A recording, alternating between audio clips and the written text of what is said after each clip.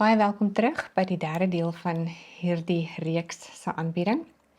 As jy dit nog nie gesien het nie, wil ek ten sterkste aanbeveel dat jy eers na deel A, die geskiedenis, en veral deel B, die Bybelse fondasie kyk, voordat jy voortgaan met hierdie deel, anders gaan dit nie heeltemal vir jou sin maak nie. Dit is teen daardie agtergrond wat ons teïstiese evolusie gaan ondersoek.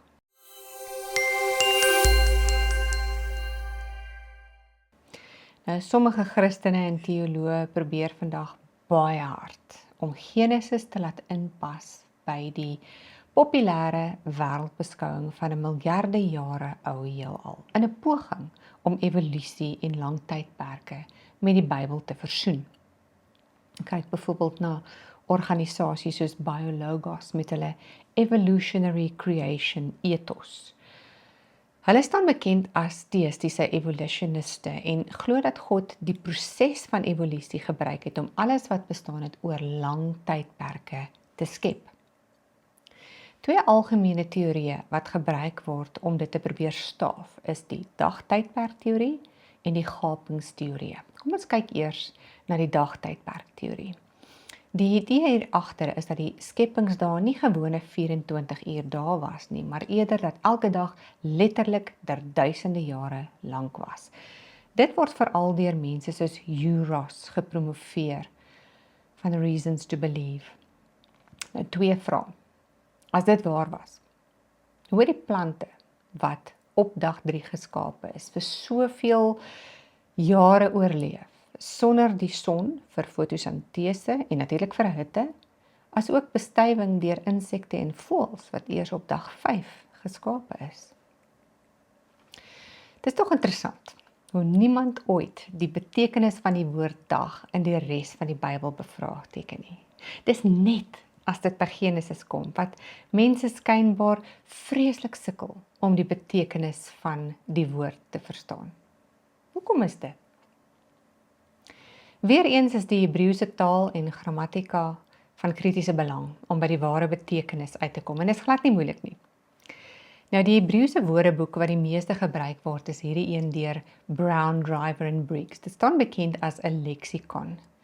Die Hebreëse woord vir die woord dag is die woord Yom, en hierdie woord word 2301 keer in die Ou Testament buite die boek Genesis gebruik.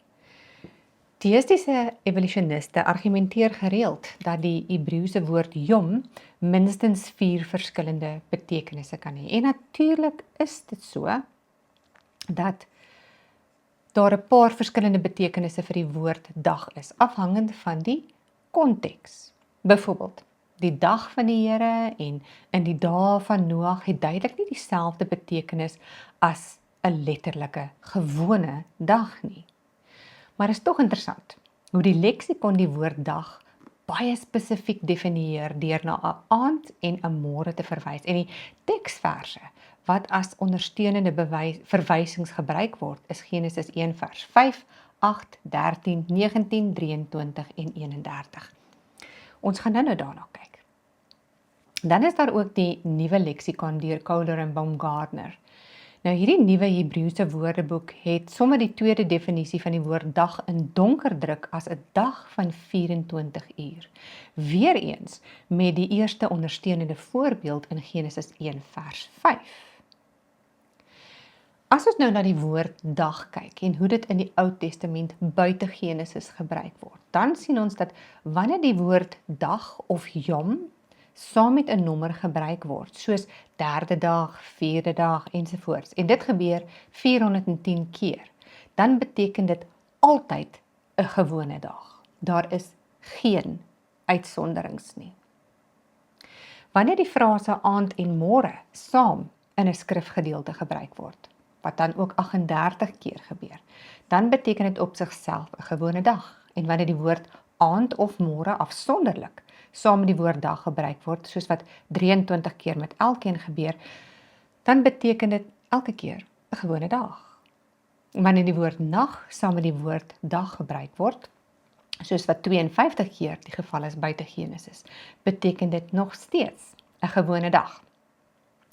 Vraag: wanneer beteken die woord dag dan 'n gewone dag? Wat is die Bybelse definisie van 'n gewone dag? Wanneer dit gekwalifiseer word met 'n nommer, of wanneer jy die frase aand en môre het, of as dit aand saam met dag, of môre saam met dag, of nag saam met dag is.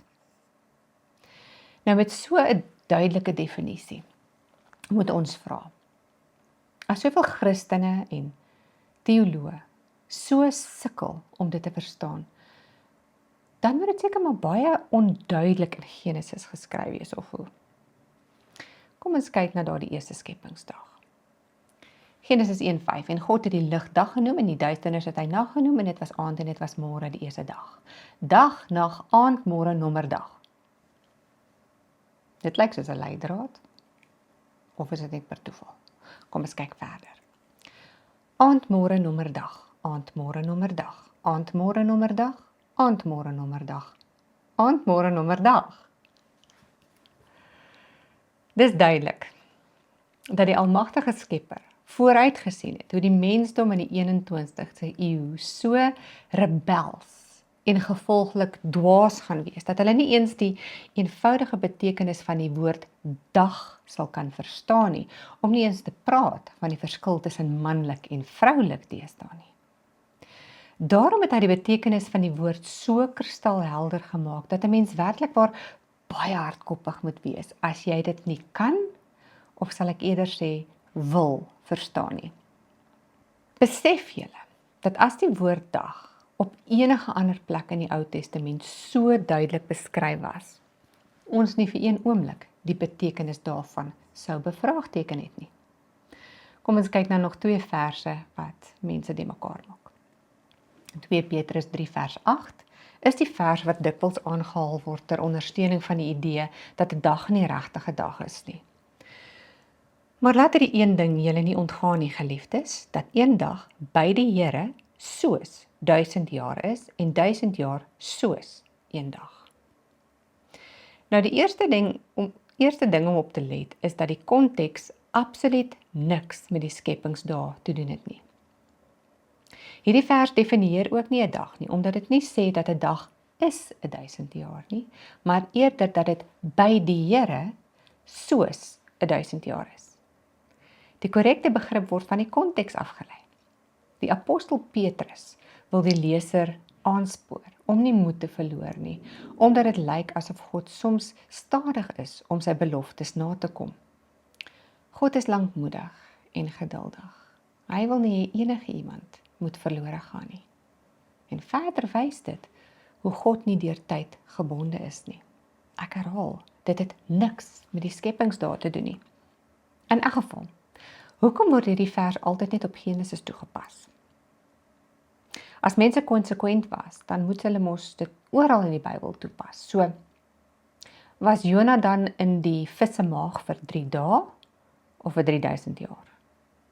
Het die volk vir 6 dae om die mure van Jerigo gemarseer of vir 6000 jaar? Die enigste uitsondering op die feit dat 'n dag is wanneer ons te doen het met tydsprofeseë en wanneer die dag-jaar beginsel gebruik word. Laastens hieroor, waar kom ons week vandaan? Ons weet waar die dag vandaan kom. Dis natuurlik die rotasie van die aarde. Die maand is die rotasie van die aarde en die maan. Die jaar is die rotasie van die aarde en die son. Maar waar kom die idee van 'n week vandaan? Nie uit astronomie nie, slegs uit die Bybel. Trouwens, die fondasie van die Sabbatgebod in Genesis 20 is Genesis 1.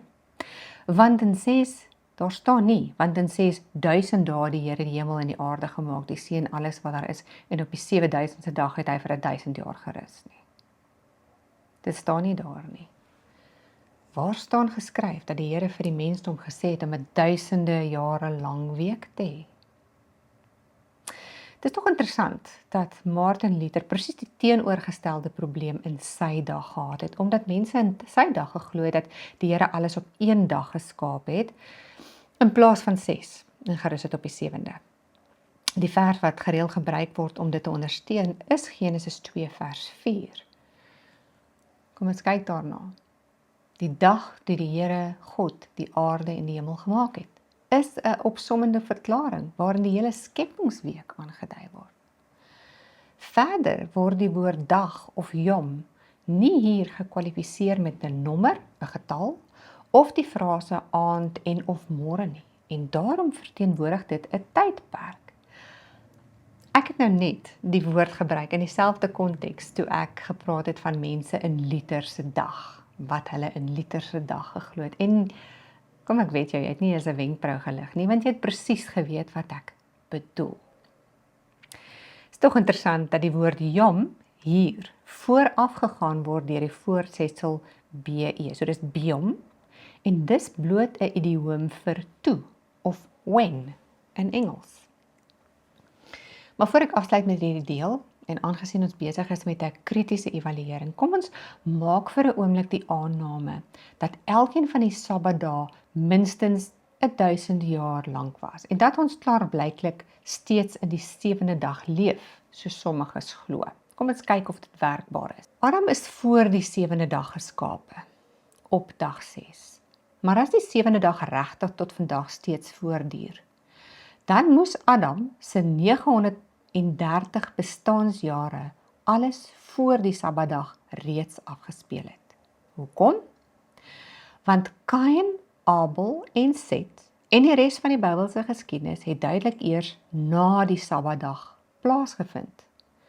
Met ander woorde, Adam se 930 jaar plus minstens 1000 jaar vir die Sabbatdag maak Adam meer as 1930 jaar oud toe dit gebeur het, toe Kain, Abel en Set en die res gebore is. Waar staan dit in die Bybel? Want in my Bybel staan dat Adam 130 jaar oud was toe Set gebore is. Wat meer is, die Bybel leer duidelik dat almal tot en met Paulus en natuurlik die res van die mensdom almal doodgegaan het weens Adam se sonde. Daar is dus 'n ononderbroke kontinuïteit vanaf Adam na die hele mensdom, net soos daar is van Adam na Jesus. Maar as Adam egter sy hele lewe voor die 7de dag geleef het, dan is die skakel tussen Adam en sy nasate gebreek. Nog ernstiger, as die 7de dag steeds voortduur, soos sommiges glo, dan beteken dit dat die sondeval, vloed, oorlog, siekte, al hierdie dinge plaasgevind het gedurende die 7de dag. Maar God het die 7de dag geseën en geheilig. Hy sou tog nie hierdie dinge as geseënd verklaar het nie. Dit is net eenvoudig lasterlik. Martin Luther het dit soos volg gestel. When Moses writes that God created heaven and earth and whatever is in them in 6 days, then let this period continue to have been 6 days, and do not venture to devise any comment according to which 6 days were one. En ek hou van hierdie deel wat kom. But if you cannot understand how this could have been done in 6 days, then grant the Holy Spirit the honor of being more learned than you are. For you are to deal with Scripture in such a way that you bear in mind that God Himself says what is written. But since God is speaking, it is not fitting for you to wantonly turn His word in the direction you wish to go. Ons moet tog waak teen verwaandheid. Goed, so ons het bo redelike twyfel vasgestel dat die skrif geen ruimte laat vir 'n duisende jare lang dag nie. In die volgende gedeelte gaan ons aan die meer gewilde gapingsteorie kyk. Sien jou daar!